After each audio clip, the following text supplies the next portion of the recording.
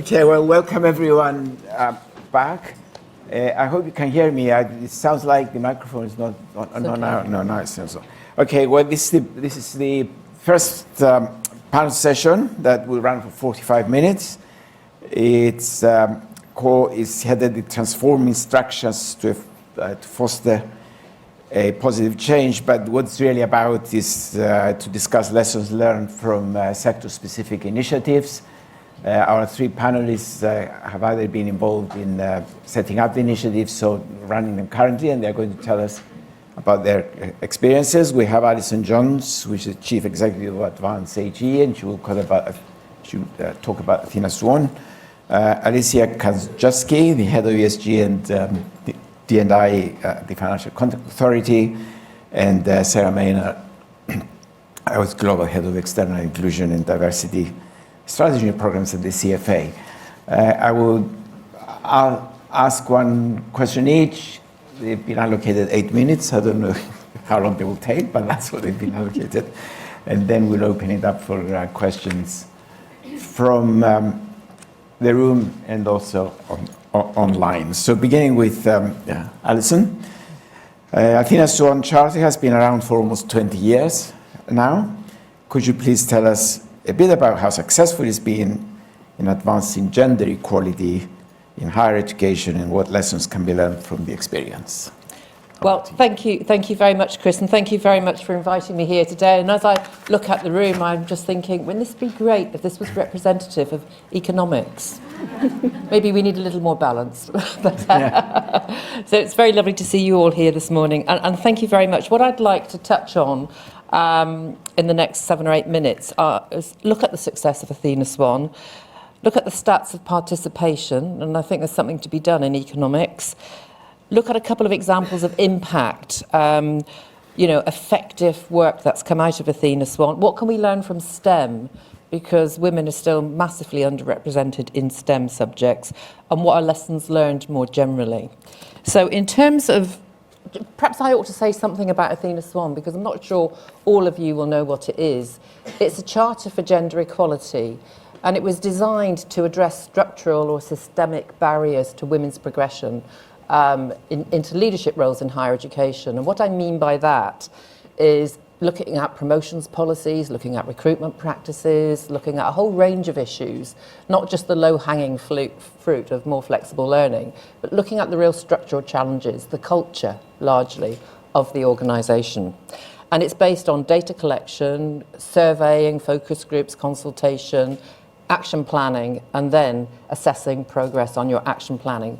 And what gets you either a bronze, a silver, or a gold award is the outcomes that you achieve and the difference that you make. So, that's where my little clicky thing's gone. It's just fallen on the floor. So if we're going to talk about success, I think this picture here speaks volumes in terms of success.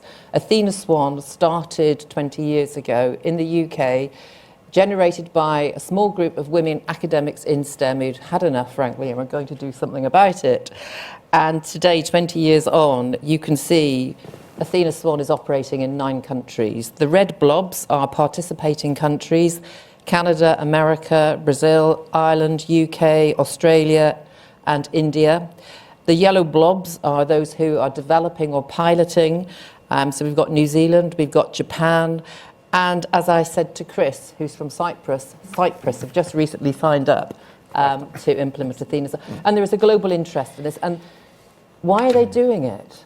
It's because it works. It really does work. And there has been a lot of impact and outcome evaluation which shows that Athena Swan changes things and changes the culture, changes working practice. So, who's in and who's out at the moment? Well, currently about 70% of universities in the UK have signed up and taking part in Athena Swan. Over 1,000 awards have been made. The majority are at departmental level. And I think there are about 700 bronze, about 250 silver, and only 22 gold. So one of the things, you have to work hard to get it. But frankly, if we're going to change the position in economics, we're going to have to work hard anyway. Nothing was ever earned without a bit of hard work. As of January 2024, And economics was eligible to join Athena Swan because it started as a STEM-focused piece of work originally. So as of January 24, 13 universities stroke research institutes have 15 awards between them. So only 15% of economics departments are taking part in Athena Swan. And I have to ask why. And I will just leave that one there, because what I'd like you all to go back out and ask is, if you're in a university and you're not doing it, go and ask why not. And if they want any more information, tell them to come to me. So there's a big scope to grow here and a big scope for change. So what difference does Athena Swan make if you're doing Athena Swan? So I've got 3 case studies here. The first one is the York Centre for Health Economics, who got their Silver Award in 2019. And they made a great shift towards gender parity through their Athena Swan. From 2014, 34% were women in the York Centre for Health, women economists. By 2017, that had gone up to 44%. So not quite 50%, but good progress in 3 years, considering they've been stuck in the 30% for goodness knows how long. And appointment of women economists across all grades rose from 25% in 2014 to 60% in 2017. And the way they did this was completely re-looking at how they did recruitment, looking for unconscious bias and, kind of in criteria, in processes, grant application support, which saw an increase in female principal investigators, women investigators. And it's by changing your procedures, your policies, how you go about doing things that makes the difference. Another example is Essex University Economics Department. They got their bronze in 2021. They introduced innovative new degrees where they paired, for example, psychology and economics. And they saw the female uptake of economic study go up by 200%. By doing something like that. My taxi driver today here said, my daughter's doing a master's in psychology and she thinks that's really good. And I said, yes, and pair it with something like economics, it would be even better, wouldn't it? So, and also, the number of women going from undergraduate to postgraduate, and something was mentioned here this morning, went from 35% to 49%. So it was retaining women in economics. And I hope after you've done a postgraduate study, you're more likely to go and work in that field. Because I was hearing about the dropout. We got a lot of women qualifying in economics, but so there's a lot of work to do in the workplace as well. And then finally, Nottingham University. This is a really great example of you've got to see one to be one. They noticed a big dropout of females between the offer and registration for the course. So things they did was to make female scholars more visible on open days, at outreach events and in their marketing. They reflected a greater diversity of career pathways that were open to people who'd studied economics. And they also showed a lot of role models in their marketing materials, their careers talks. And Cambridge University, who've got a gold award for physics, did exactly the same thing. Female physicists, undergraduates, were dropping out in the first year. So what did they do? They made the first year taught by women only. They also moved, they shifted it from an individual focus to team working together. And they did something else which escapes me because I'm not speaking to the Physics Society today, I'm talking to the economics group. And they saw a massive improvement in retention. And they also, Nottingham also saw a really great achievement in acceptances. So that's about Athena Swan, what it can achieve, what it can do differently. We can learn a lot from STEM as well, and very similar things about school outreach schemes, targeting a wide range of age groups, summer schools, revised admissions criteria, Queen's University, Belfast, Cambridge Physics, Oxford Maths, all looked at different approaches to assessment, and also setting up scholarship funds, Imperial, DeepMind and York. So lots of really interesting activity. I think the lessons learned in general, if you're going to be effective in Athena Swan, is it takes time. It needs sustained engagement. There are easy wins at the beginning, and it does get harder. It gets harder because we're changing culture, we're changing people's behaviour. So you need to invest time and energy. We've done a lot to reduce data collection and requirements, and we've streamlined it. But anything really good is really worth working hard for. And when you're talking about changing culture, it's a long game. But I hope you can see from the prizes that it's really well worth it. Thank you very much. Thank you.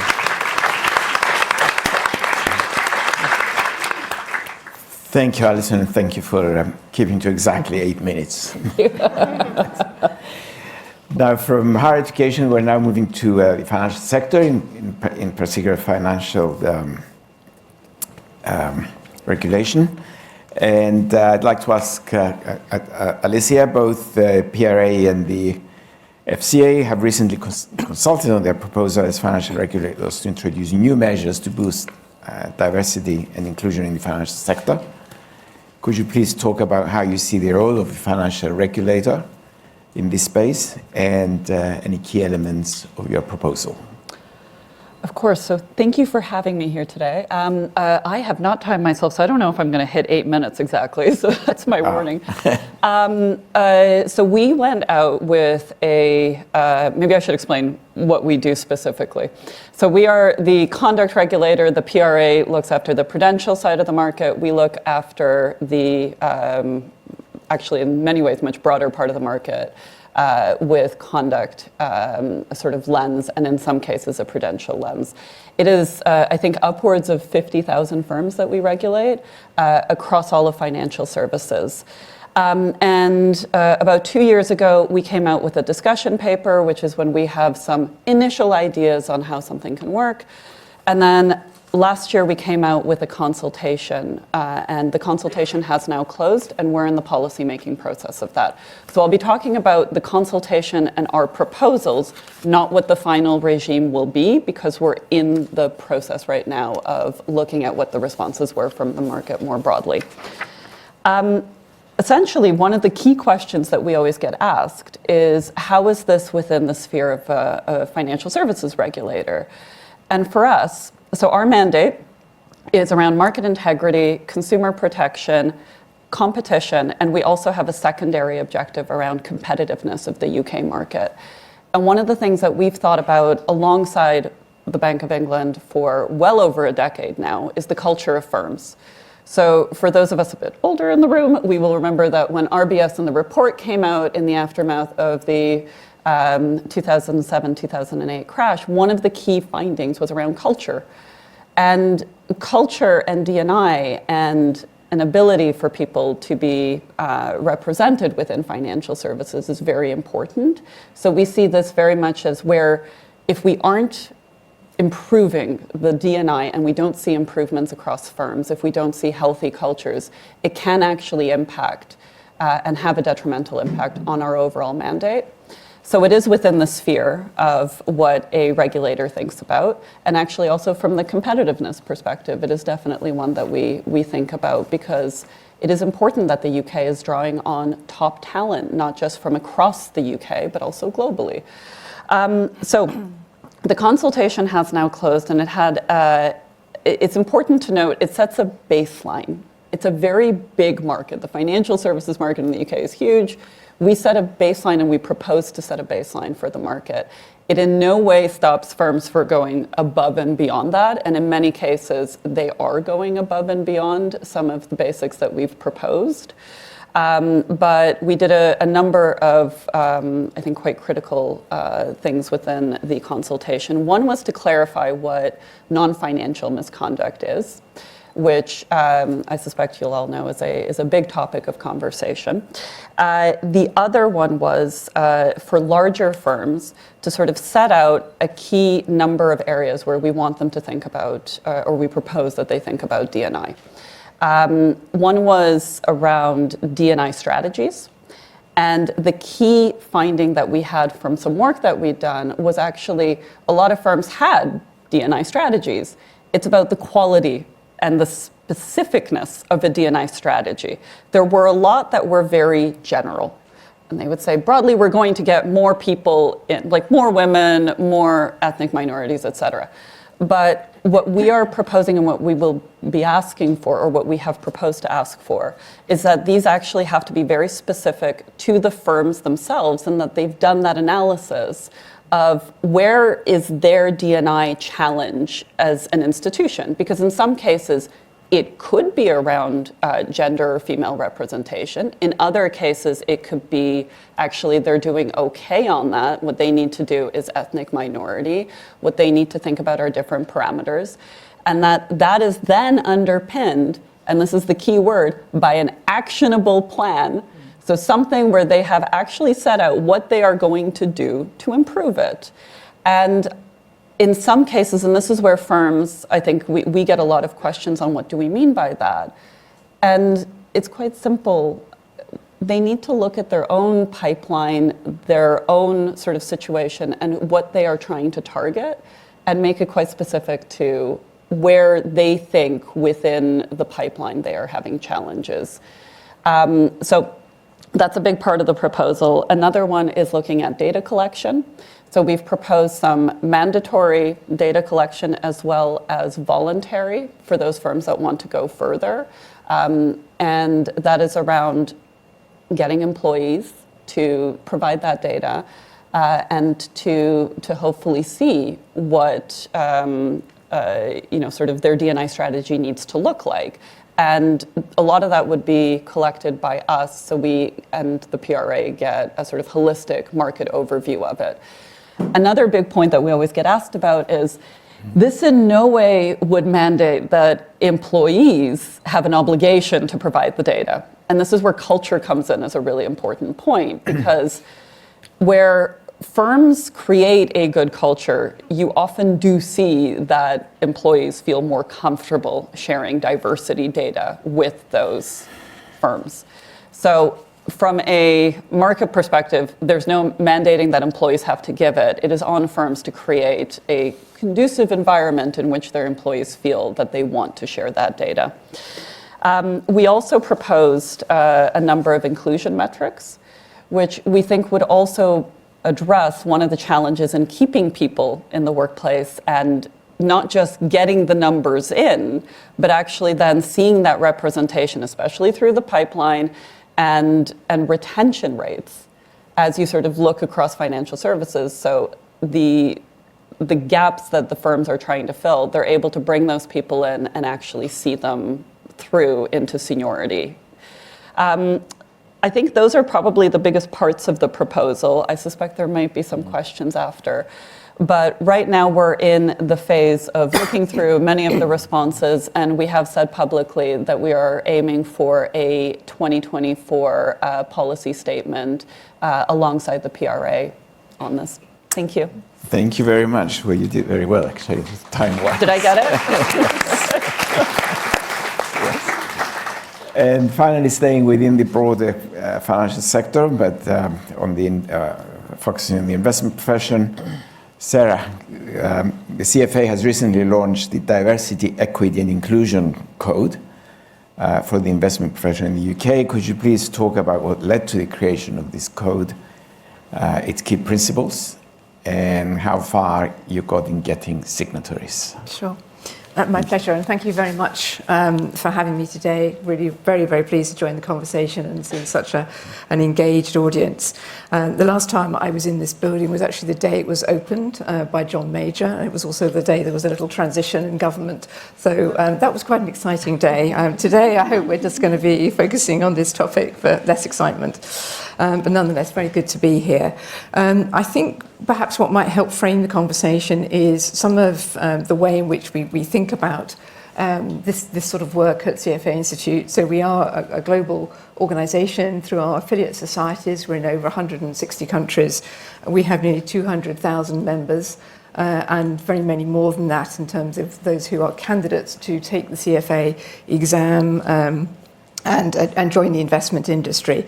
So within that, we have a range of codes and standards, and those are very much in the space of behaviour change.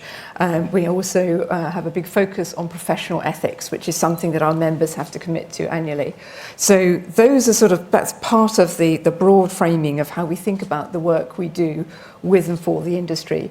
And when I say with, I mean we have 7,000 active volunteers globally, and there was a group of volunteers essentially who have worked on all our codes and standards, including the Diversity, Equity and Inclusion Code. And we actually spent 2 years evolving it in North America for the US and Canadian markets, and then we've brought it to the UK. But I think that what's important to note really is that our engagement is across the industry, very much also with institutions. We do engage with regulators, but our codes are all very much in the voluntary space, although many of those are in the sort of table stakes perhaps, and things like our GIPS standard around how we report on investment performance has become pretty critical over multiple decades. So DEI code is a new ingredient. We launched it in the US and Canada almost exactly 2 years ago. We now have signatories who are responsible for around or coming up to a third of global assets under management. So that sort of gives you the sense of the scale that we've reached quite quickly. The only reason that I think we've been able to do that is essentially because this is something that the industry had wanted to see. So this was a work designed at the behest of some very key asset owners, people responsible for some of the largest pension plans in the world, who are thinking very much of their end beneficiaries. And the tie-in there too is to our mission as an organisation, which is to work for the ultimate benefit of society. You can't do that without understanding the society you serve, without actually having more than representation, but having real diversity and inclusion. And in fact, when we started framing this work, we designed it as an inclusion code because we wanted to make sure that everybody understood this was work for everyone, that we weren't particularly wanting to focus on one group seemingly at the expense of another, that genuinely this is about improving the industry and essentially really driving better people management. And that's a very important point, and it's become increasingly important given that for some folks DEI is a difficult kind of concept, and not everybody is very supportive of it, or they have understood it through quite a negative lens. So framing this positively, as I say, driving better business outcomes, and when we ask our, essentially those who signed up and those who did the work preparatory to creating the code, 93% of these institutions, global institutions, said we're doing this because we believe we'll get to better business outcomes. And obviously there's a lot of great research on that. We need to see more.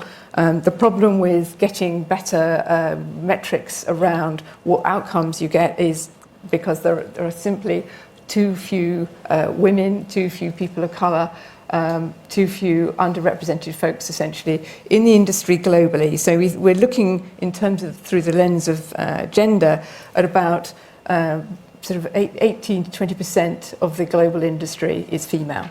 Now that's been stuck for a very long time. What's super interesting is when you look at the differences. So what we've tried to do in framing this code is think about what we can learn from where cultures are different, and this essentially this industry is seen differently. So if you look at China, we're more like sort of 40%, 60%, and if we look at those coming into the industry, there are more women coming in than men. And that's purely because in that market, this is seen as an industry that welcomes women, though the issue is not arising to the same degree. And then you also look at what can happen when there is a real push to cultural change. And when we look at some of the markets in the Middle East where the involvement of women in the industry has doubled in 5 years. So there are things that can happen for cultural reasons, because governments get behind them, because the economic realities of having greater involvement, suddenly that penny drops and then there is a real change of view. So our work is focused on not trying to fix the women, but fix the industry and change essentially the environment in which people are involved. We do that, the structure of our code is that we intend to meet the industry where it is. We want to be totally realistic and not say, don't give us your prettiest figures, don't make it look smart. We want to know what the reality is, who you have within your firm, what's working, what's not working, and then really lean on the points that actually drive change and drive inclusion. So it's a very grounded conversation. So to that end, we ask our signatories to have senior leadership and governance at all levels within their organisations. So we want to see employees involved, as well as, of course, the all-important CEO sign-off. We want to know what's their way of thinking about this. You know, what's their vision? What does this language mean to them in their organisation? And then the other critical piece is we ask them to have an implementation plan. And we ask for all those things to be in place within 2 years. So we've started to see some great data to our early signatories. Primarily those are US-centric, but they are organisations that in the main have offices here too. And what we're seeing is that those organisations, and they're a self-selected group, they actually have, certainly along the measure of gender and indeed race and ethnicity, better representation than the industry against our data. So there is already a sense in which these are organisations that have been somewhat committed to the work, have started to see some impact, and are very keen to sustain it. So the sort of practical steps we see are absolutely critical to have an implementation plan that's aligned with the business, keeping that conversation business-centric. And the other big piece, I think, is the understanding the behaviour change aspects of it. So I worked for a while in organisational development and change management. So as well as being an investor, I've also got an HR qualification. So understanding what are the people processes that have to change. And the work that we do with individual firms who've signed up makes all the difference then to the conversations and what we can bring from our membership. So the other piece I'll finish with is in terms of a very specific programme. We're about to launch the third iteration of a programme we've had called Young Women in Investment. So third iteration in the UK, where we have seen young women come in, they do a boot camp with a training provider, Fitch Learning. Following that, they have an internship, and we have between 90 and 99% success rate in those young women going on to get a job. Typically, they are all folks who may be first generation university, very new to the investment industry, and they are finding their feet because we're putting a support package around them so that they can really their talent has a chance to fly. They're not going to be held back by the things that they don't know and quite reasonably wouldn't know. And I very much speak from somebody who comes from a background where neither of my parents went to university. They both thought it was a terrible idea. And so, the pushback, what does that feel like? What do you not know when you get into your first job when nobody you know has that kind of work? So sort of trying to think about the things that they need. Equally, we know that these are folks who can find things out. They're wonderful at connections, and they have built an amazing social media following and connections just from these three cohorts we've had going through. So that gives us the data on the ground. What's it like to work through these programs? We can feed that back to institutions, and essentially we can build out the code. And just in terms of signatories, we are very delighted to welcome Schroders, obviously a big asset manager in the UK, and they signed up last week. But I'll stop there because I fear I might be exceeding my time. Thank you. Thank you very much. We can open it to we can open it to questions from the floor immediately. We have some 6 or 7 minutes. There's one there that is coming from that side. And there was one over there as well. Do you see this one? Hi, thanks all for the insightful talks. I'm Beth from Ofwat. I just have a couple of questions for Alicia, if I can. First of all, you mentioned that the FCA regulates around 50,000 companies, and I was just wondering what the level of responsiveness was to your consultation and what the general sentiment is from the companies themselves.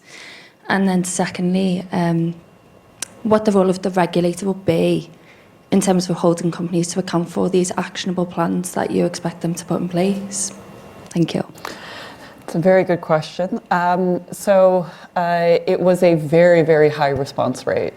And from not just the regulated firms, but from the broader ecosystem. I don't like the word, but it is accurate.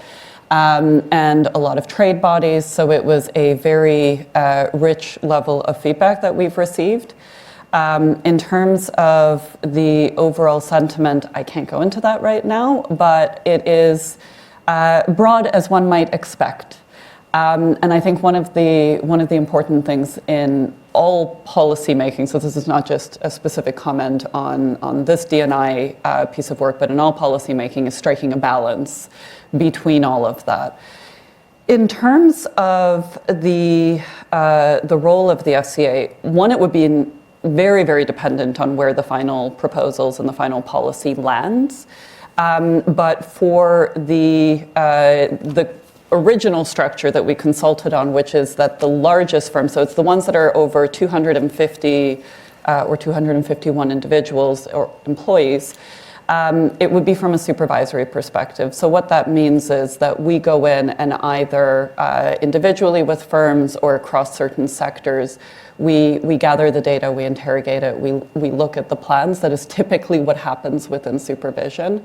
I think it's probably also worth mentioning, because this actually came out yesterday, we're also gathering data across a number of sectors right now. And we actually just put out a data request to those firms. I believe, and I will be corrected by one of my colleagues, I suspect that it was over 1,000 firms received the data request.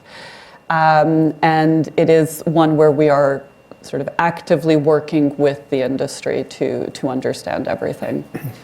Thank you. Thank you. I think there was a question here, over there. Oh, there.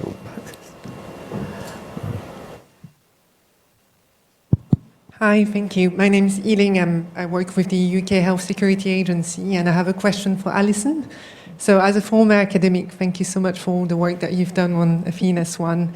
And you've talked a little bit about recruitment, but I was wondering, in your opinion, how good is academia in retaining female staff?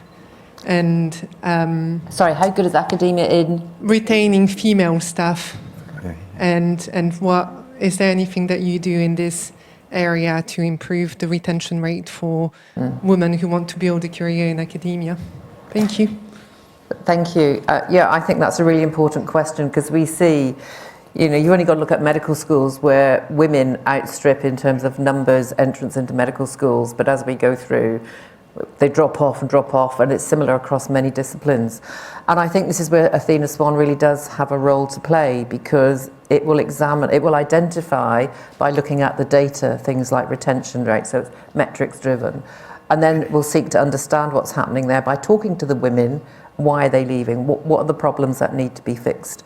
And I think we're getting a lot better at that. But we also, so Advance HE, we're an educational charity. We're owned by the Vice Chancellors in the UK. And we operate in over 100 countries. We cover a range of things like improving teaching and learning. We do equality, diversity and inclusion, governance, leadership. And we have a program, I'm listening to both of we have a program called Aurora, which is a women's development program. We have 2,000 women going through this year. We've got 10,000 alumni. We've got longitudinal studies which show if you go on Aurora, you're twice as likely to get promoted than not. And this gives women confidence to speak up, to influence strategies inside institutions. So look, it's a long way from perfect, and some universities will be better than others. But I do believe the sector is working really hard at this, and also looking at recruitment policies and practice, and tracking it at each stage: advert, application, shortlist, long listing, shortlisting, dropout. Why do you drop out? So, such an important question. Then, what about promotion? People get fed up if they don't get promoted. Women coming back after maternity, what do we do to help grant application support? The University of Sheffield invested a very small amount in giving women coming back from maternity a pot of money to kickstart their research. They got a 600% return on their investment. It was massive. Small amount of money, I think they made £1.2 million worth of grants in a very short period of time.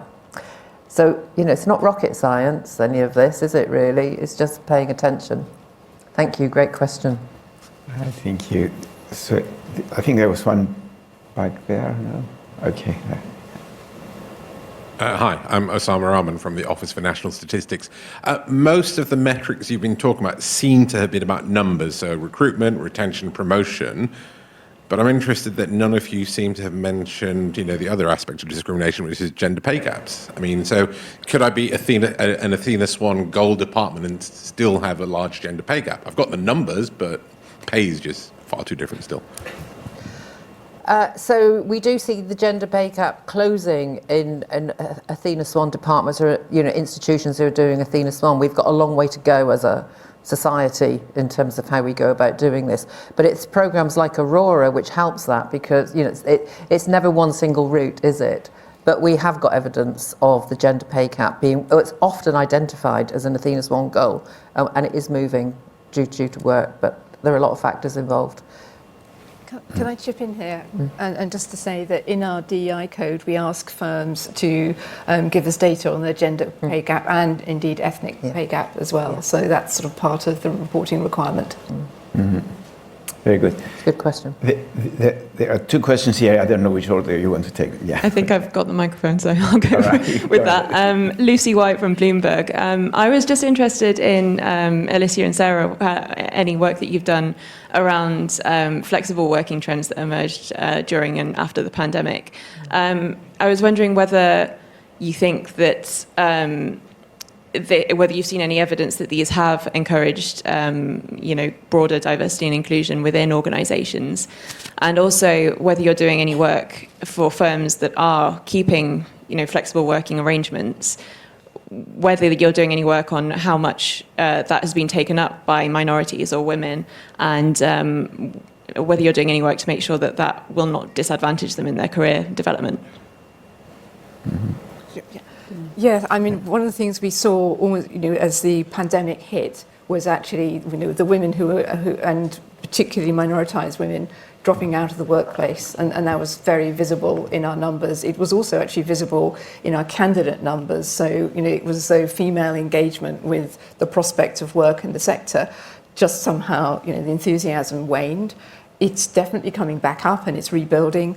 I would say there is a bit of a bifurcation in the industry. So those who we're back to business as normal. So, it's like it never happened, and flexible working is still the outlier.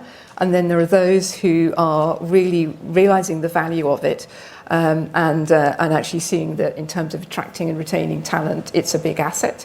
However, how they manage that in terms of that, to your point, very, very good one, disadvantaging the folks who might be going for that option would then have less visibility. So there's a lot of work underway within those kind of firms who essentially want to make flexible work to ensure that they're doing things like having contact days where that there is that in-person time, but then also whether it's thinking about the tech that they have or actually how they manage meetings. There's a lot of work underway to train team leaders in particular as to how they design meeting interactions when you perhaps have got the sort of hybrid issue going on and what they can do about that. So we're definitely seeing work underway, and where that engagement is really fully wholehearted, it's having an impact. The other big thing I would say that makes a difference in all of this is if the men within the industry are also doing this, and that's the other big piece that helps to really make the positioning of any kind of flexible work seem very different to the nice to have for a particular group, which then can carry some stigma with it. So there's the work in the round, all of which better people management is at the heart of it. Okay, thank you. We have time for two more questions. I think, is there a microphone there? Is someone holding a microphone? No? Is there anybody? No more? Oh. Let's go on the other side. Thanks, everyone. Very, very interesting panel. My name is Helena Vollenwagner from the University of Exeter. So I think we all read the shocking news about the financial problems that some universities are facing in the UK. And maybe a question for Alison here. So how could we expect that this is influencing diversity and maybe also inclusion and equality? Is this maybe making the life of women a bit more challenging? And also when you read the news and read about the criteria for visa requirements, which makes it even harder for people who are not from the UK to stay here long term. So what are the trends you are expecting? Thank you. Wow, there's quite a lot in that question, actually. So what I see generally is I don't see the commitment to equality, diversity and inclusion dropping in universities, but they are looking at doing it in different ways. So we are now working with the university sector to look at a more holistic approach to achieving diversity and inclusion. I don't think we'll see the end of Athena Swan or our Race Equality Charter because they're too well established. But we're now looking at a more holistic approach which considers a range of characteristics. In terms of the financial pressures on the sector, it is dire. There was a really interesting piece in The Guardian, which I read this morning, talking about no government, no, you're all economists, you can work this one out. No government's really keen to, up the public funding for universities. There are no vote winners in that because actually you're asking parents usually to pay more fees or the students themselves. So where is it all going? I think the sector's in the worst financial place I've seen for about a generation, and I've worked in higher education for 30 odd years now. It's a tricky one, and we need to change the rhetoric around international students. We're playing into this culture war stuff. It's not woke. It's not, they bring a massive amount of investment into the country. So I'd be flying the flag for you, don't worry, as much as I can. Thank you. Thank you. Well, our online audience has been very shy or quiet. Do you have one or shall I ask? I don't have a question at the moment, but just a reminder to those who are online that they can drop their questions and we can read it out here. I've been monitoring the reactions and we got some positive reactions when Sarah was talking particularly about the importance of not changing the women, but changing industry. And as we know, so this is me just sliding in my own question in there. Given that industry is largely men at the moment, what sort of involvement or support have you seen from, say, some male peers or colleagues who, you talked about the volunteers who helped develop the code, so maybe you can give some insight into that? Yeah, absolutely. And I have to say men are very well represented in that cohort of allies and advocates. And most of them quite simply because they can see the benefits of it. They're very aware that a diverse team, and particularly when you get into like economics, like investment, complex decision-making analysis benefits from diversity of views across multiple ways of thinking about us all as humans. There's a lot of really interesting work, not only in the sort of field of inclusion, but actually when you get into the neuroscience of it. So the greater education, I think, around that topic has really brought it up, and then it frames it in a way that does feel really inclusive. The other big piece, and typically when I talk to investment leaders, particularly the skeptical souls, because those are the ones you need to reach, who see this as essentially my coming in and trying to disrupt their business model. And there is a little bit of point where I have to say, yes, that is what's happening. But the good news is when you disrupt your organization yourself, it's a planned change. So you can do it with a framework like our DEI code, which we really position as a framework for organizational development. You are looking ahead, you're looking to see the demographic change, the vastly more challenging geopolitical situation in the world. You're thinking about evolution of how people think about investment, and we've just published a piece about influencers, and I can't quite say the word, but it's like peninsulas, so people who are influencing through the financial market through a very different way of bringing and connecting, if you like, investments to the end investor. So all of those things are happening, and so the organizations that are embracing change can really take that forward and make something of it. Those that are more reluctant to change, I think, are going to find the world a tougher place to do business. Okay, thank you very much. Fortunately, this is all we have time for. Thank you for an extremely good panel, making it so easy for me to chair as well, to moderate, and the audience for their participation. So a good applause.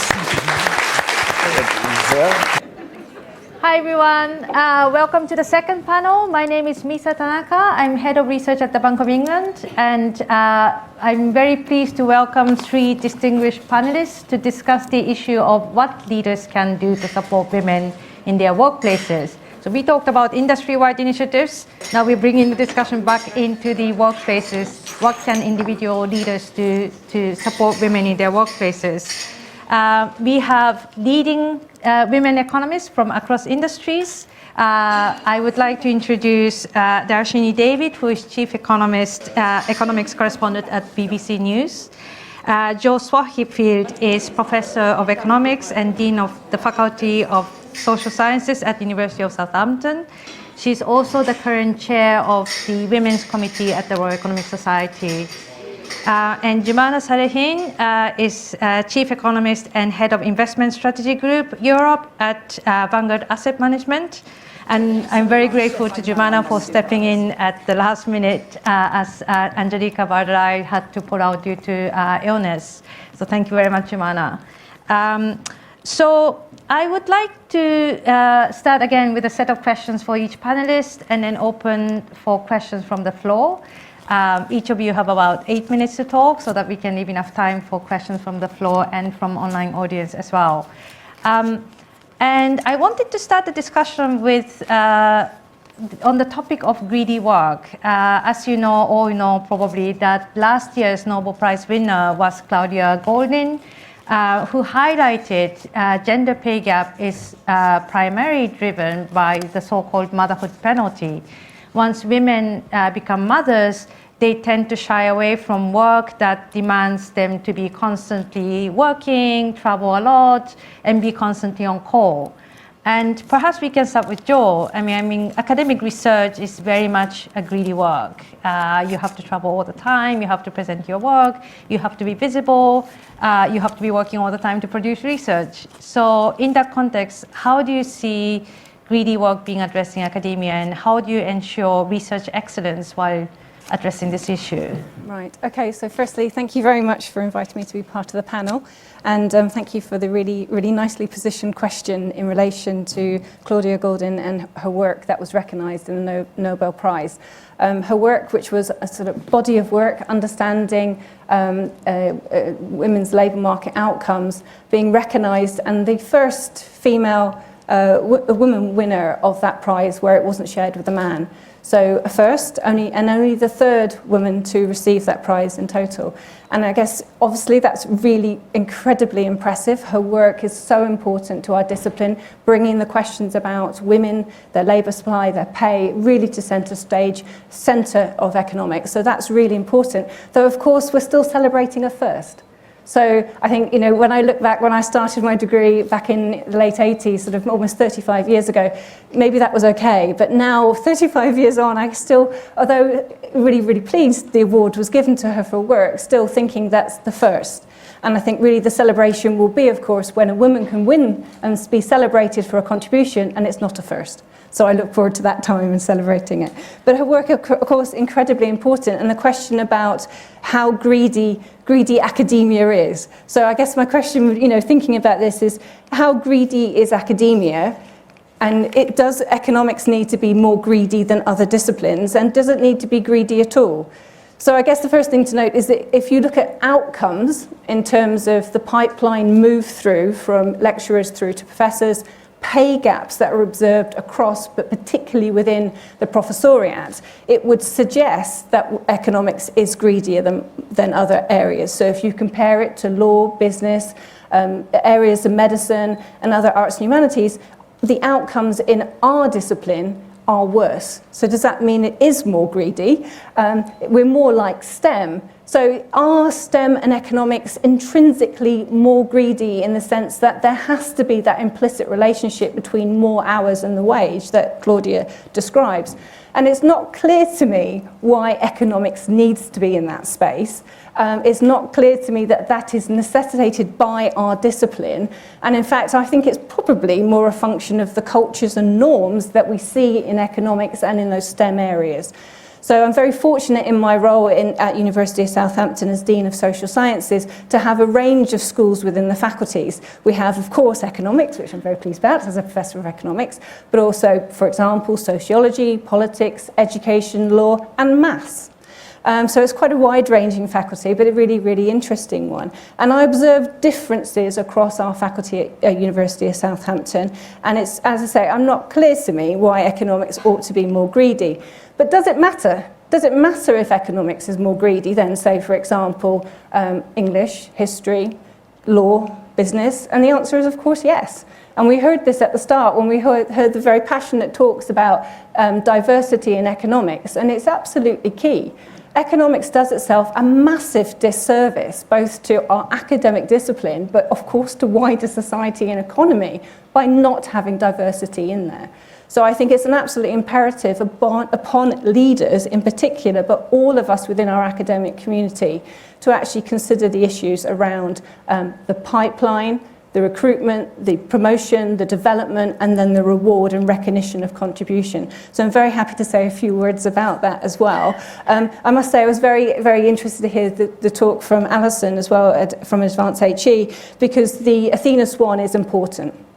The Athena Swan has informed and developed so much of what we have been doing in universities to advance the diversity gender in the widest piece, and particularly from work that I've done as a previous head of School of Economics at York, particularly within economics.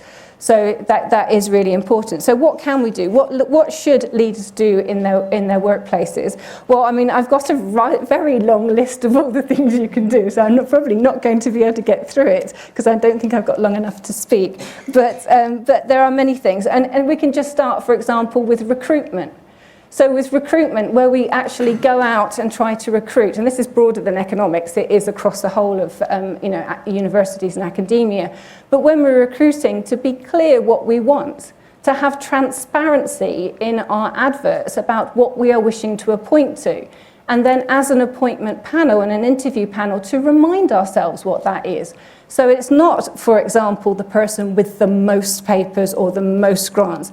That is excellence, and that is, of course, going to be really important criteria for appointment, and of course, excellence in teaching, but also the culture piece.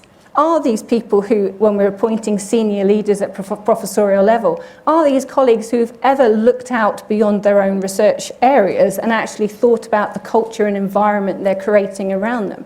And if we make those explicit parts of the appointments that we are appointing to, then actually you can get a slightly different pool of people and make slightly different appointments if you have clarity on that. Okay, also in terms of the recruitment piece again in terms of pay. So with the pay, I think it's really important to actually, when you're appointing, it's not just the negotiation piece which is important, but also thinking about the relevance of salary histories.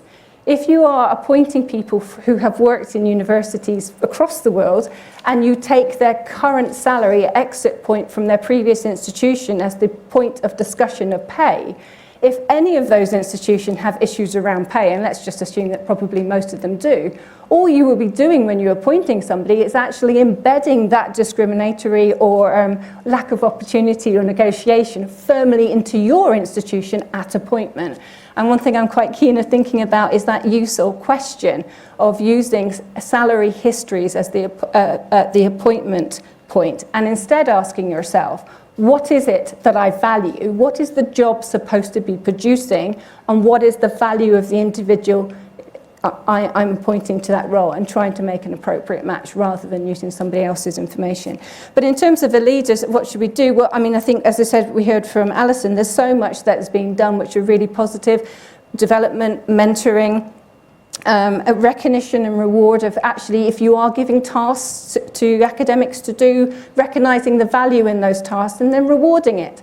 A bit of a sort of stereotypical, but if we find that women are being allocated to the more pastoral roles of looking after the students and being concerned about their advancement, that isn't necessarily wrong. It's whether or not we recognise the value of that contribution. I would prefer not to say the pastoral care of the students isn't important, and we shouldn't recognise that in advancement and promotion. Instead, I would like to really firmly say, if you've done this and done this well, it should be formally recognised within our promotion criteria for promoting you.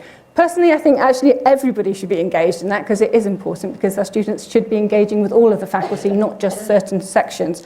But so there are a number of things that we can be doing, and I think for me as an academic and in a role as Dean, trying to look at that pipeline and trying to think about where we lose really valuable, talented people and how we can remove those gaps. And it's not just because of the talent thing, but I think there's a responsibility at leaders. If you do go out to schools and speak to young women about how economics is exciting and why they should do an economics degree, to allow them then to fall out of that pipeline, to let their sort of their talent, their aspirations, their hope of what they wanted to contribute to the world as an economist to be lost, is my responsibility, and in a sense then I've failed if I cannot make that pipeline better. So in terms of the leader's role, I think firstly it's a collective activity. I think there's more than just me in this, though as a leader on it I feel it is my responsibility. ED&I, whether we call it D&I, ED&I, it sits firmly in my role. It doesn't belong to somebody else, a different committee. It should and does influence every decision and activity that I undertake in my role and try to make it that way. But I do think it is broader than this, because we can talk about the lack of promotion or even the lack of appointment to senior grades in economics. But what we often look at is actually the CVs, and there is a question that is out with universities, and it sits often with grant funders and also journals, particularly the top-end journals, about whether or not they are actually allowing the publication of in a fair way, the awarding of grants in a fair way. And in fact, in the broader role as a Royal Economic Society Women's Chair, I'm really keen of trying to one of the things I'd like to do is to outreach more to both journals, publications, and also grant funders to really help them develop better their own best practice around awards, so that when we see women coming through to appointments and promotions, we don't have to make adjustments. They are just as excellent and just as appropriate to be appointed and promoted as any other economist.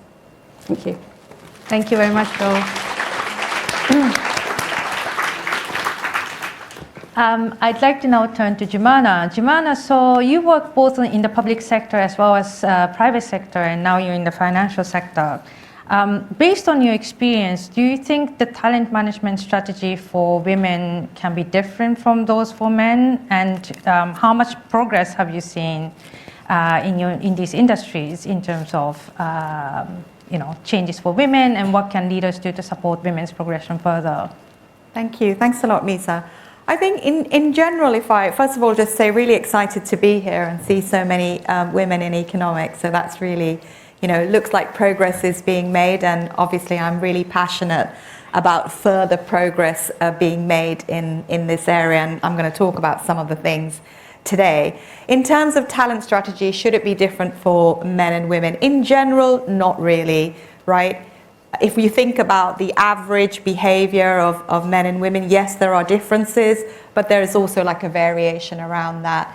And, there are also, a lot of men who are very similar to women, and there are differences. So what I'm trying to say is, in general, as a leader, we think about recruitment, we think about talent progression, giving individuals all the training and development opportunities that they need to reach their full potential, and we want to make sure that's kind of equal and equality is there.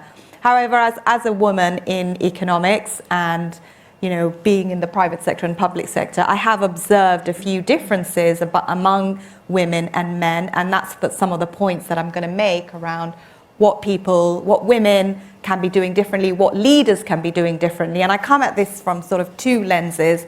On the one hand, there are things about what we as women can do, and on the other hand, there are things as what is the institution and what leaders can do. And I'm kind of going to touch on that. So I've got 5 points to make, and I am going to stick to my 8 minutes. So my 5 points, I'm just going to put the headline out there for people to kind of know what they are. So number one, what I like to say is knowledge is power. The second one I like to say is, encourage and advocate. The third one, united we stand. And the fourth one, female flexibility. And the fifth one is seeing is believing. And, I want to talk about each of these and what do they actually mean. And actually, we heard this morning from the chair, Medina, some of these points. So I'm kind of echoing what you in the network have also found. Knowledge is power. What do I mean by this? And, I want to thank some of the women that I work with for contributing to what I'm saying today. And one of them said to me yesterday is that what she found really useful is sharing information on average behavior of women relative to men. As a young woman in her career, she found that incredibly helpful. So for example, the fact that women are, less confident, the fact that women don't ask for things, And I'm going to give a number of examples, but just knowing that women in general have this type of behavior, she can lean in and work against those inherent behaviors that we may have within us. And some of us have it more, some of us have it less. So let me give some examples to make that concrete. When I was an undergraduate student at LSE, I was very fortunate that one of the female professors invited women to a lunch in our third year at uni. And she was like, I'm writing references for people for their jobs. And hey, guess what? All the male students are coming in and saying, write me a reference. I'm guaranteed to get a first. You know, I'm God's gift to the world. You know, and you know, she was writing the references based on that. When the women came in, they were much more like, oh, I don't know, I'll be lucky if I can scrape a 2-1. And, you know, just knowing that, I was like, whoa, like, wait, like, where am I in this camp? And obviously, you know, I think most of us know where we would be. So I think I learned from that, and just knowing what the average behavior is, and knowing that all my male counterparts were going in and asking for this brilliant reference, probably made me also think, hey, maybe I should be leaning in on that. Example number 2, and you know, Darshini's probably going to add some color here. You know, I was very fortunate to go to some free media training that a television channel organized. And what they said, the producers told us, was that they want to have 50-50 representation, but whenever they called the woman expert up, she found an excuse why she couldn't attend. 9 out of 10 times, I've got to pick my kids up, I'm busy, I'm cooking dinner, I'm going to the gym, you name it. So there were always a reason not to go this time, but maybe next time. Whereas for men, the answer is always yes. So when we left that training course, we all had in our mind, if you get a call from the media, try to say yes. Don't put it off. This is your chance.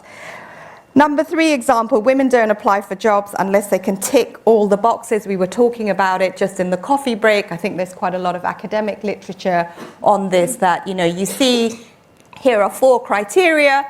You can only do 2. You kind of self-censor yourself and you take yourself out. Whereas a male counterpart goes, oh, I got 2 out of 4. Brilliant. I'm on to a winning game here. So don't undersell yourself.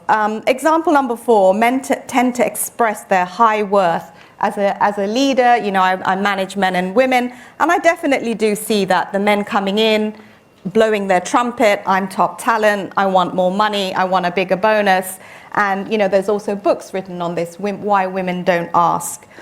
So that's my first point. I'm going to now go on to the second one. So that's more about women understanding these differences that may be there and leaning against them. That's my first point. Knowing knowledge is power. The second one, encourage and advocate, which is kind of much more for the organization. So this is more, what can organization or leaders do? So on average, women may feel less confident than their male counterparts, and they may need more encouragement. They may need more awareness of actually the skills that they have, you know, the publications that they are writing, and the quality of their work. So praise goes a long way, encouragement goes a long way. And the second piece is advocating as a leader. If you spot the talent, you know, we have the previous job achievements and then the talent. If you spot talent, you know, try to nurture it, try to advocate for this person, try to give them opportunities for projects, for high visibility projects. And, you know, we know there's lots of research that McKinsey have done, there's HBR articles on it, that women in general have less opportunities because that network piece is missing. And, you know, that's why we are here today. And it leads to my third point, united we stand. Given that we are in a male-dominated environment, having these networks, the opportunities to share and learn from each other can really be a powerful support mechanism. You know, what did you do to get out of this sticky situation? How did you get more support? Female flexibility, point number 4. I'm kind of rushing through with this, but I just kind of wanted to highlight that, you know, of course, men and women both need flexibility, whether they have caring responsibilities for elderly parents or whether they have children, you know, it's equal. However, it might be that women may desire that a little bit more. I know that some people say, I as a woman, I hate to miss bath time, whereas my husband really doesn't mind so much, right? So I don't know, I don't want to, it obviously depends on the person, but women may want flexibility, and as a leader, we want to kind of help there. And one of my points, which I like to say, and I can only really share that among economists, is, I don't think the costs of the future generation should all be borne by women, right? It needs to be shared by men, needs to be shared by society in general. And as an economist, I say that, we've got an aging population, we've got fewer people who are going to be paying tax to support the elderly. So we do need this future generation. We need flexibility. And then my final point is seeing is believing. Again, thanks to one of my team members for highlighting that. And there's a book on what works where this is highlighted. And it's just about having those role models and knowing, seeing is believing, that actually I can get there in the end. And this is how I might do my job when I'm a senior leader. And obviously how women do the job could be different from how their male counterpart does the job. Thank you.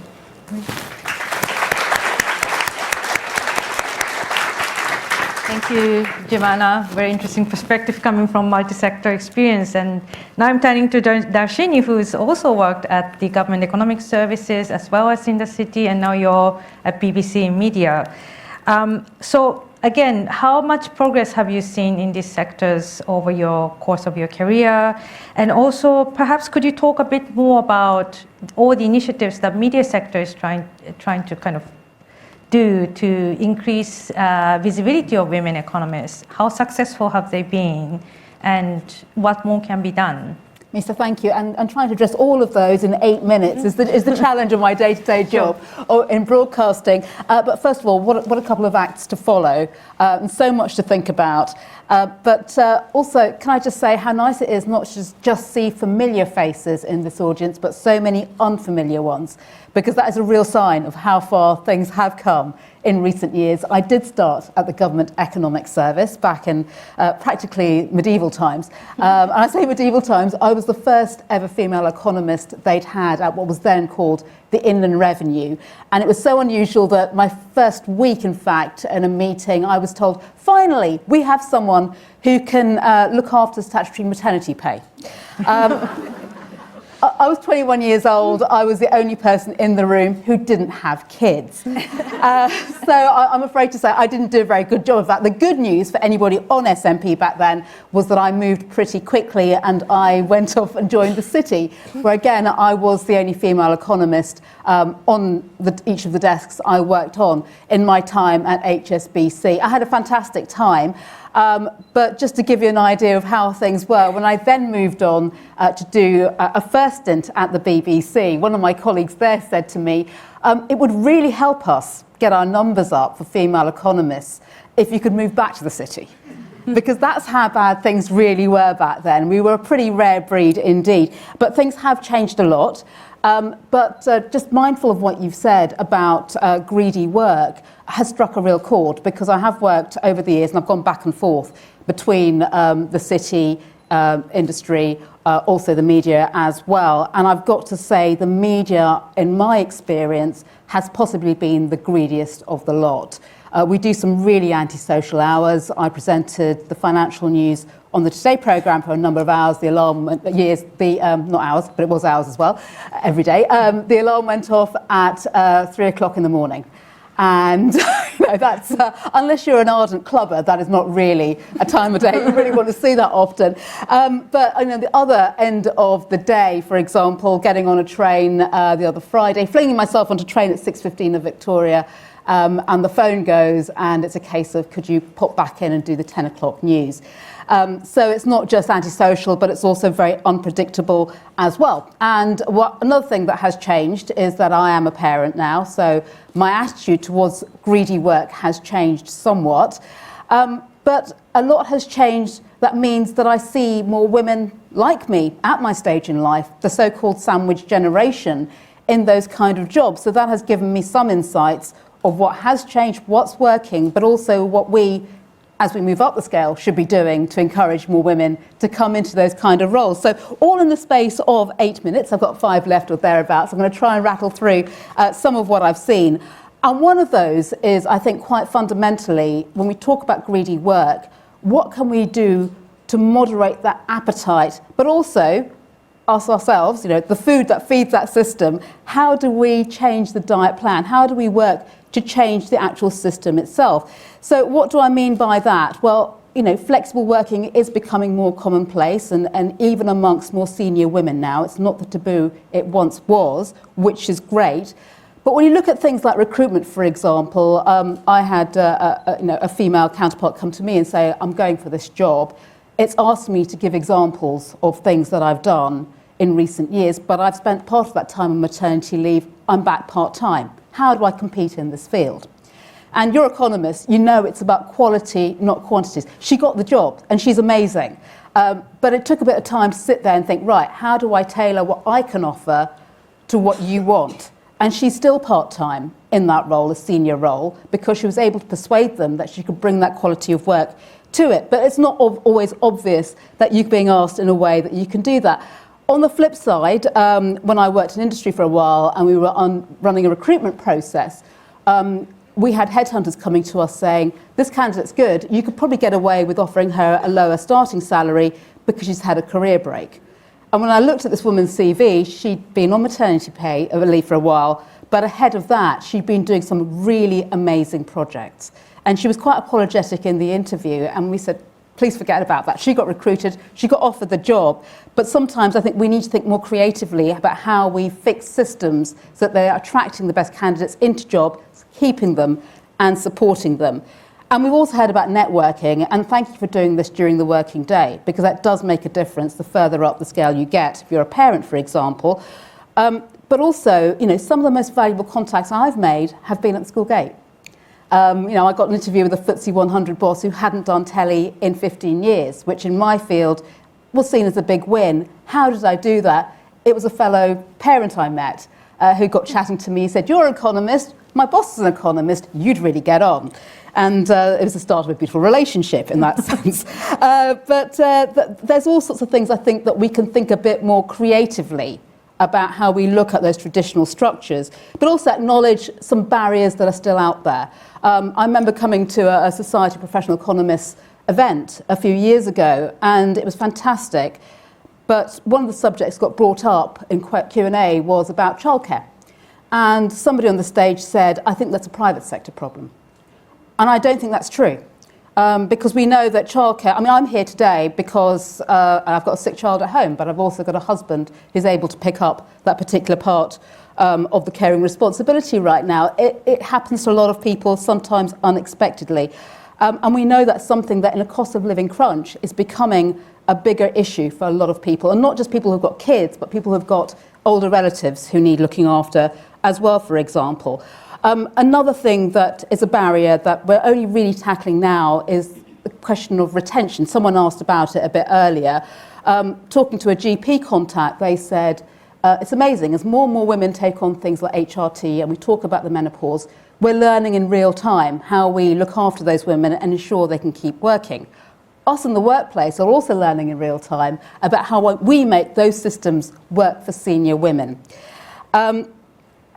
Another thing I've noticed coming up through the ranks is that what I call the Girl Friday syndrome, which is that we're often seen as enablers or people who are there to provide supporting roles to the men out there, eccentric geniuses in many fields, particularly sometimes in economics. That is changing, but it has been a struggle, I know, over the years sometimes to get the kind of support, the resources you need to have those plum jobs. It might be PA assistants. Because, frankly, women aren't seen as needing that. They're seen sometimes as being good at multitasking, being more capable. And sometimes that is true. We're our own worst enemy. We've been taught that you've got to be seen to be incredibly capable and competent to get those roles. But it is changing, and that's true of the media as well. When I started out, most of our our senior men on broadcasting on air were men. And most of the producers were women. They were bag carriers, and we have evolved in our thinking. I have a great producer. He's a man, and he's not he looks great, by the way, carrying my bag. It really suits him. But we work together as a creative team. We complement each other, and that's really important. But I know that's something that has taken time to evolve over the years, and making sure you ask if you don't feel you're getting the right kind of resources, and watching out for those women who are seen sometimes as being able to look after themselves. They too need the same support as some men. Another thing as well, transparency. And I think this is a big deal because it's about sharing good practice because, for example, needing flexible work doesn't necessarily disappear as you go up the ranks, but also talking to other people about how things might work, what works for them, sharing good practice, and if you are a leader who is promoting somebody, look out for the signs that they may need something and talk to other leaders about what works in their teams. But also sharing bad experiences as well can help. Anybody here ever been asked about whether or not they've got kids in an interview? It's illegal, right? Yeah. But it happens. It's happened to me, and I wish at the time I'd been a bit more open. I was in a position of being able to say no when the job offer came through and tell the headhunter, no, it wasn't just an awkward question that led to that decision, but it gave me some really valuable insights. But I think sharing that kind of experience is good. I have done the bad thing of going over time, so just very quickly, I'll give you an update on what's going on in terms of media, because this is really a good news story. We do monitor the figures. We do talk about 50-50. Economics experts is one area within even business coverage and financial coverage. Women economists are punching way above their weight. When I talk to my colleagues, they say, look, we've got more than 50-50. That doesn't mean it's job done. We don't just turn down the volume and go, that's it, we've ticked the boxes. We do monitor the quality of our female guests. So if you are great, you get called back time and time again. As Jemana knows, the phone never stops ringing. But we are always on the lookout to increase our range of voices because it is true that the good ones do get overburdened by requests. So please, if we don't know you're out there and doing good things, we need to know. We have a planning team. The email address is bizplan, bizplan @bbc.co.uk, and they're always keen to hear. That's my plug for the business. But a couple of quick mentions for things that we found along the way were barriers to getting in more female experts, because this is something I looked at, not when I started at the BBC, but before that, when I was at Sky as well. It was a big issue. That whole issue of antisocial hours. I heard that used as an excuse by some producers saying, oh, we can't get enough women because of this. And I said, have you offered these women the option of doing a pre-recorded interview? And often the answer was no. So if somebody asks you, you say, I can't do that time, but I can do this. There's always an option. Another thing I heard was, women aren't chief executives. Doesn't matter. If you've got something interesting to say, we want to hear it. So I actually gave those producers the task of going away, naming 5 women they thought were working in interesting areas. It didn't matter how senior their grade was. And guess what? We did really well at getting more interesting people, particularly women, on as a result. And finally, I'd say that, economics, you have got a real leg up on this one. Things have changed in the media. Our first on-air editor to be a woman was the economics editor, Stephanie Flanders, 15 years ago. Okay, it's taken over a decade to get our first female chief economics correspondent, me, but it is progress. We are getting there. But there are some things I should mention that the numbers do lie about, and that is what we don't count in there are people who are official spokespeople. So what do I mean by that? The Chancellor, the Governor of the Bank of England. It goes to show you, doesn't it? We've got a way to go when it comes to leaders and getting the right people up there. But I've gone way over my time, so I'm going to stop right there.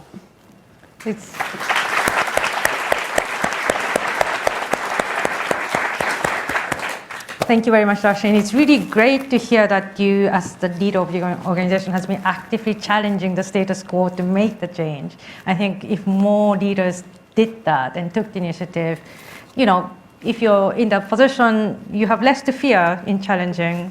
I think that's maybe how we change an organization. But while I would love to keep the conversation, I'm sure the floor is full of questions. So let's turn to the floor. Yes? Yeah. Oh, there? Yeah, there's a microphone there. Okay, so hello, I'm Giulia. I'm a researcher at the Bank of England. And I have a question for Joe. It's about the culture in university. I have to say that from when I started the PhD to when I finished, I thought that the culture of my university really deteriorated. And it's maybe also because of hiring processes. I think that, we hired certain type of people that have very good publications and are not really as invested as other people in the culture of the university. So I was asking whether we have an idea how to incentivize these non-promotable jobs that are often linked to increasing the culture of university. Right. Okay. So, So I think the first thing is that we say they're non-promotable because we almost then devalue them. So I guess I don't accept that any of the work that we do in our roles doesn't contribute to what we contribute as academics to our departments, schools, universities, wider disciplines. So those things should be recognised.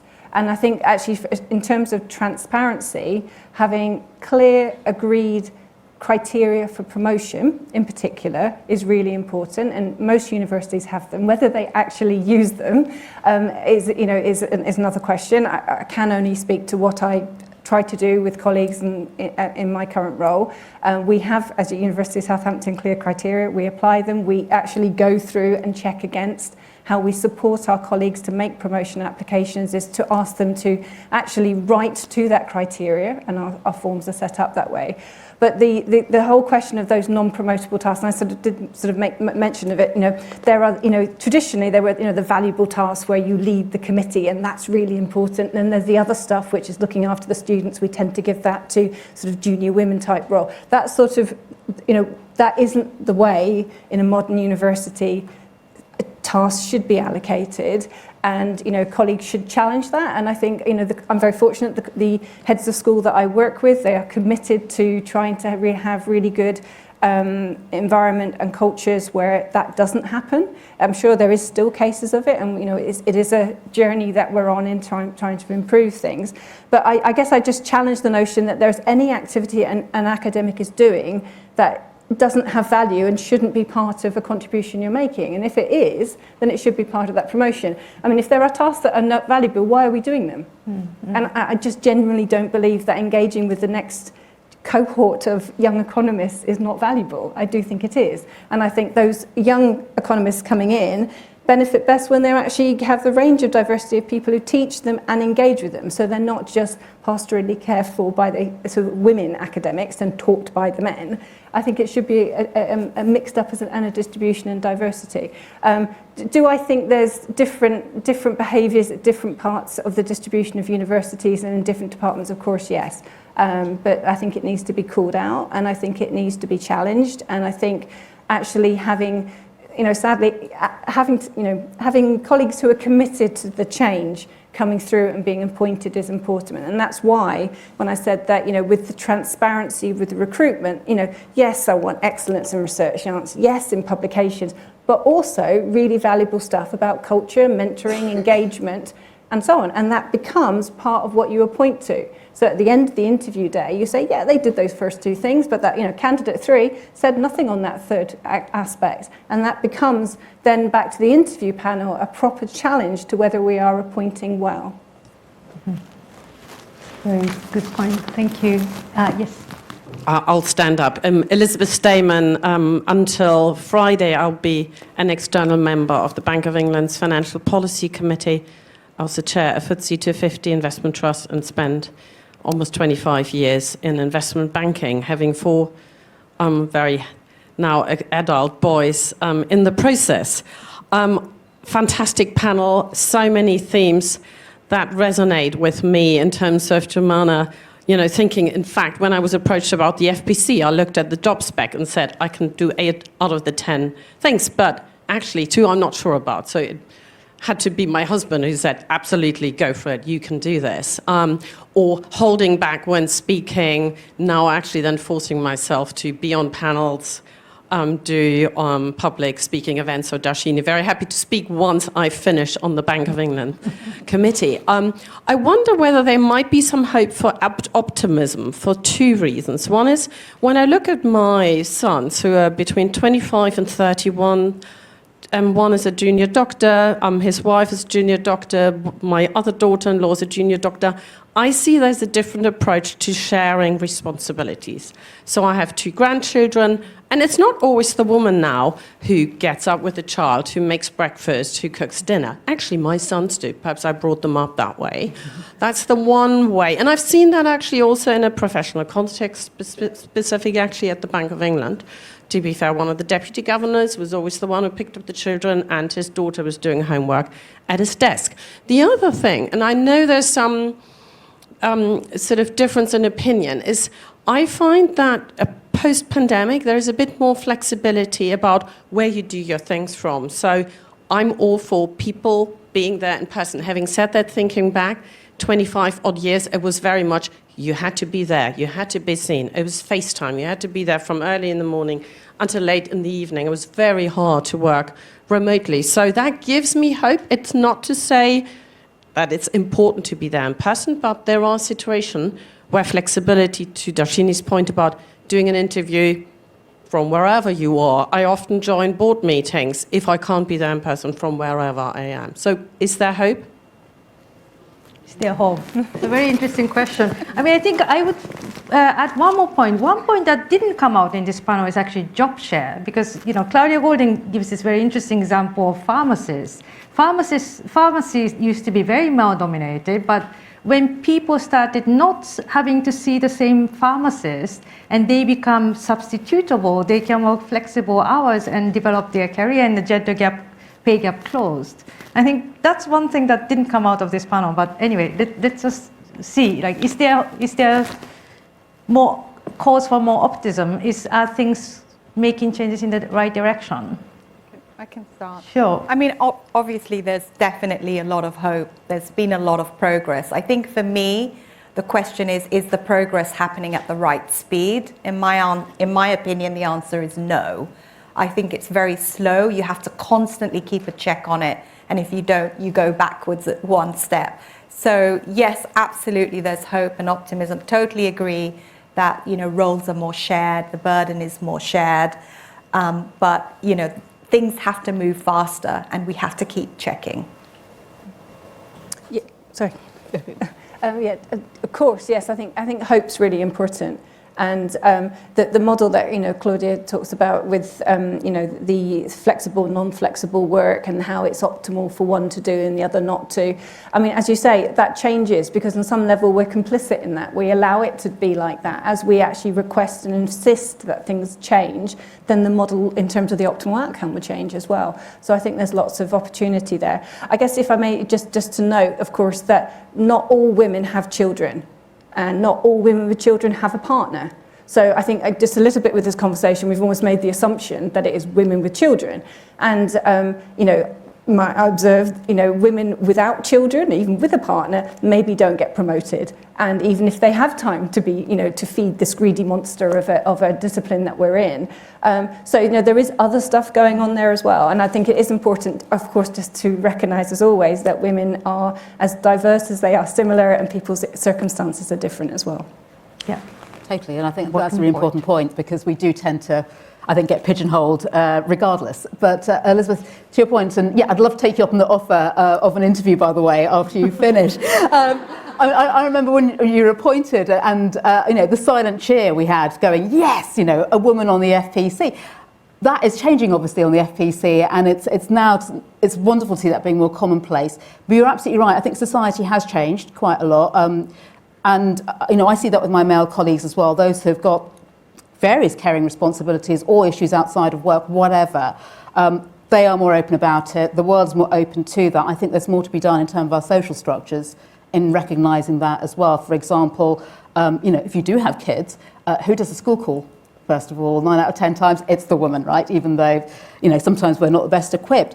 But, you know, I think things are changing, but slowly and not fast enough in terms of how we're doing these things, and therefore it's going to be a long time. But to your point about the pandemic as well, I think there's 2 factors going on here. Absolutely, it's got much more acceptable for people to take on jobs that they weren't able to before.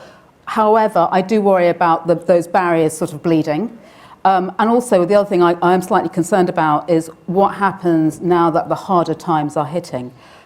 Who are those who are likely to be first in the firing line? And I was at a conference in America, and it was an American CEO who said this off the record, but they said, we know who's taking time out, who's at home, who's expecting us to pick up the tab for their flexible ways of working. They could be first in line to go when the hard times hit.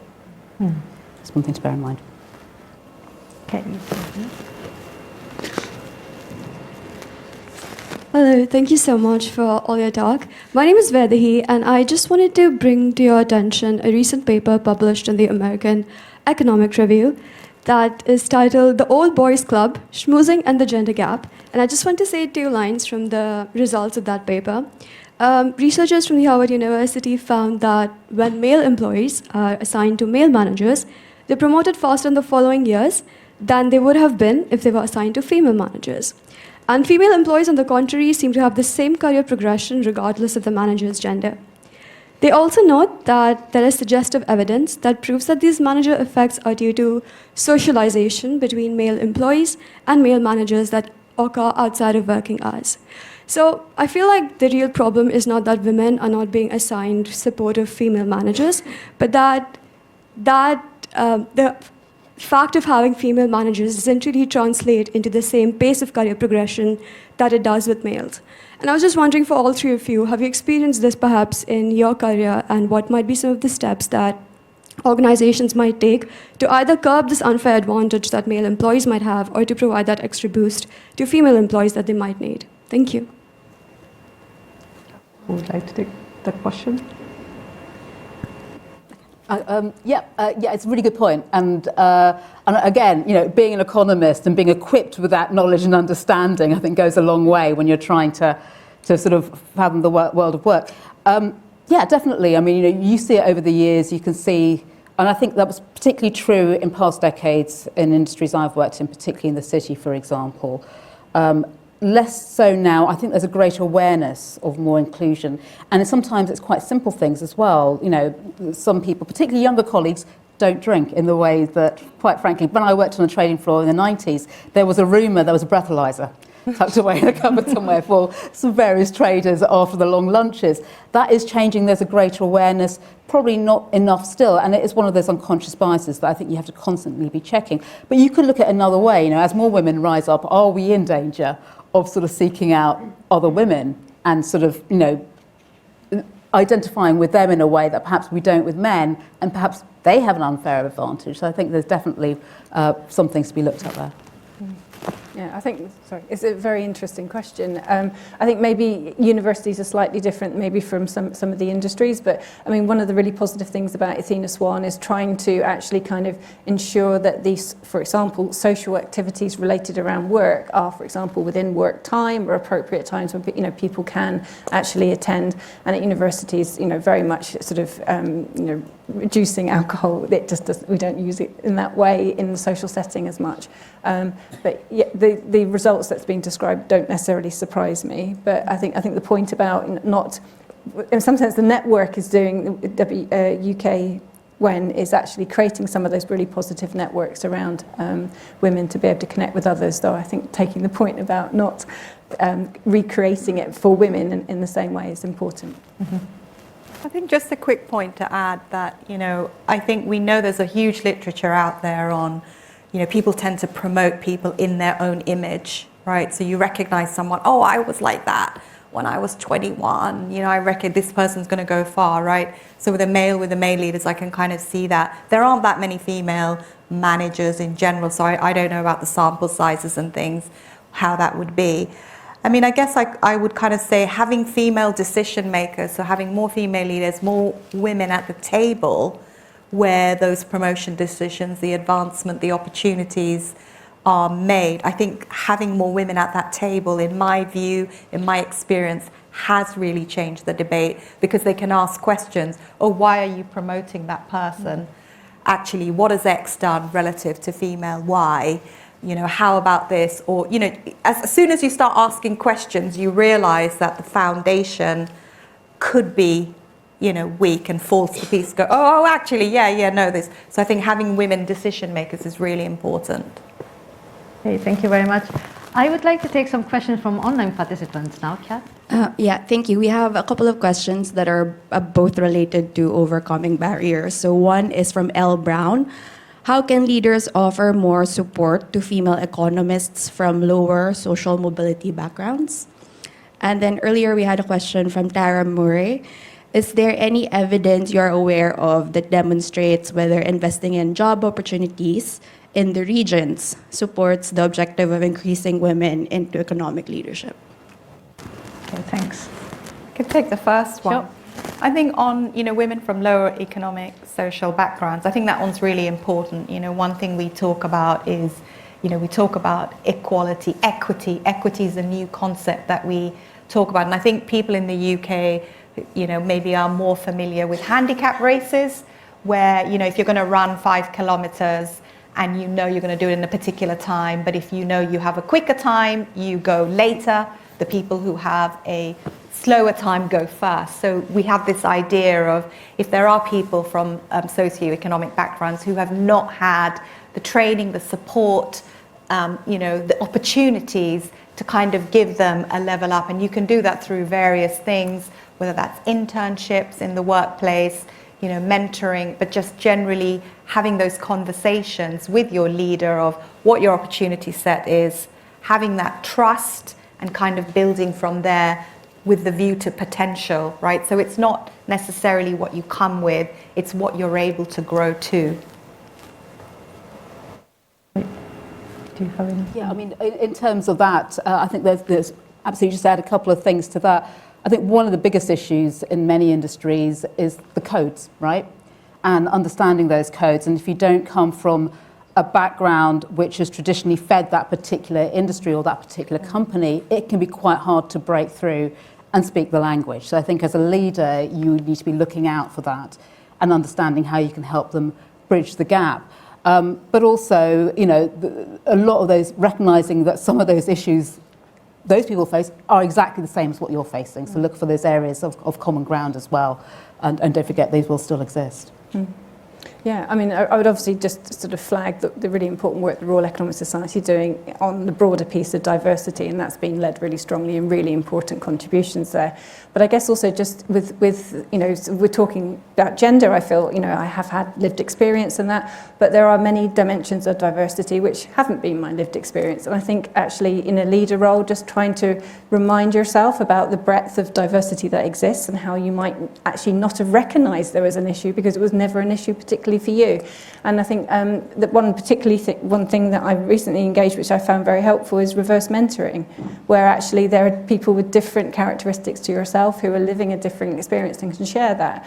And I guess that also within that, just recognising your own particular experiences from a particular time. So my particular time was, coming into the late 80s, 90s. It is different now, and actually connecting with the current generation to understand what those challenges are. Mm-hmm. Yeah, those are very important points indeed. Well, I'm afraid I have to close the panel now, given the time. We could carry on this conversation on this very important topic, but hopefully over lunch we can carry on with the conversation. So thank you very much to our panelists. It's been fantastic.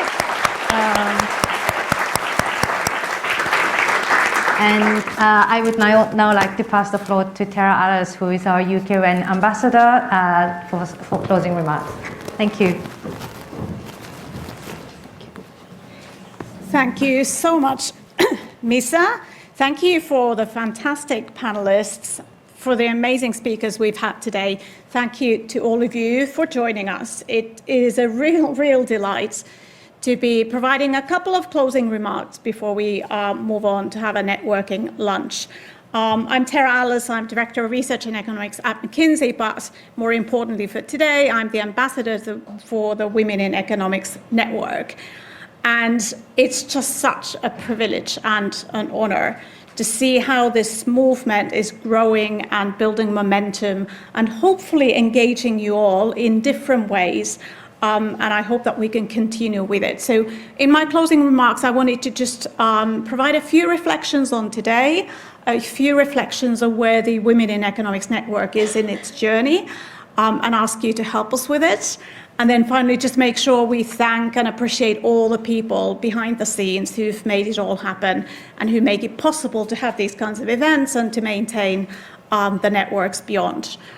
So first of all, what are my observations on today? Well, I will go away with enormous optimism and inspiration and energy, because hearing and seeing all these wonderful speakers is just a joy. Actually, the optimism we were talking about here in terms of how things have changed today is a good example of that. My daughter's just had a major operation. It is my husband who has cancelled his lunch appointment today in order to stay home with her so that I could be here with you. So I'm also really grateful for all the men in our lives who actually enable us to continue on this path towards equality. And it's been incredible, the sort of richness and the content and the passion and the energy that we've had from our panelists, both this one and the previous one. And of course, the quality of the speakers and the stellar lineup, I think really reflects on the importance of this topic and on the degree to which we have support. And we can build on that support to make the movement even bigger and have an even bigger footprint and a big impact. And building on that, all of the panelists have been really practical. So we're no longer talking about this as a problem that we need to somehow sort of get stuck into. We have gotten stuck into it, and we've got some solutions, we've got best practice, we can learn from each other, we can talk to each other, and we can support each other.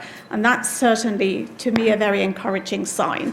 Not every problem has been solved, there's a lot of work to do, but we also can make the most of some of the best practice that's already there. And then finally, of course, today has been an amazing opportunity to meet some new friends, to see some old friends, to catch up with people. And that's also part of what the Women Economics Network is all about. It is about the network and us building those support networks and friendships and connections to share ideas and to share experiences. And this kind of day is just a really good example of what the network does, but it's not the only thing that we do. As Almudena was saying earlier, the network has only existed for a year in its current format. And it's pretty amazing what has been done, all with volunteer resources and with the generous support from various organizations. And the network also has big plans for the future. So we do need that momentum to continue. And that's where you all come into play. So please follow Almudena's plea to join up in our efforts, either as volunteers or in order to take the word forward. But also, if your organization could potentially be interested in being a sponsor, being a WEN champion, being involved in supporting the network, that would be amazing, because we do need that support in order to keep going and keep bringing even more people into the network. So please take that away, consider whether you could help us in some of those very concrete ways. And by the way, do also fill in the feedback form, which should be coming in to your inboxes afterwards. So the final thing that remains for me to say is all the thank yous, and there are a lot of them. First of all, thank you to all the volunteers who've made the Women Economics Network today what it is. And Almudena has mentioned several names, but it's a much bigger group of people behind these events and these activities, which is making a huge difference. Thank you to all the Royal Economic Society team who, behind the doors, behind the scenes, is really making sure that all the organization happens on time and we can do big events like this. Thank you specifically to all the sponsors today, Nomura, Haver Analytics, and of course the Society of Professional Economists. Thank you to all our speakers and panelists who've been absolutely wonderful and incredibly generous with their time and with their views and with their insights. And then finally, thank you to all of you, because you are what makes this a network, and you are what makes this so energizing, and you are what makes this also have a future. So thank you for joining. You can stay for lunch and continue the networking, but if you have to go, you're also free to go. Just want to thank all of you for joining and look forward to seeing you at a future event. Thank you.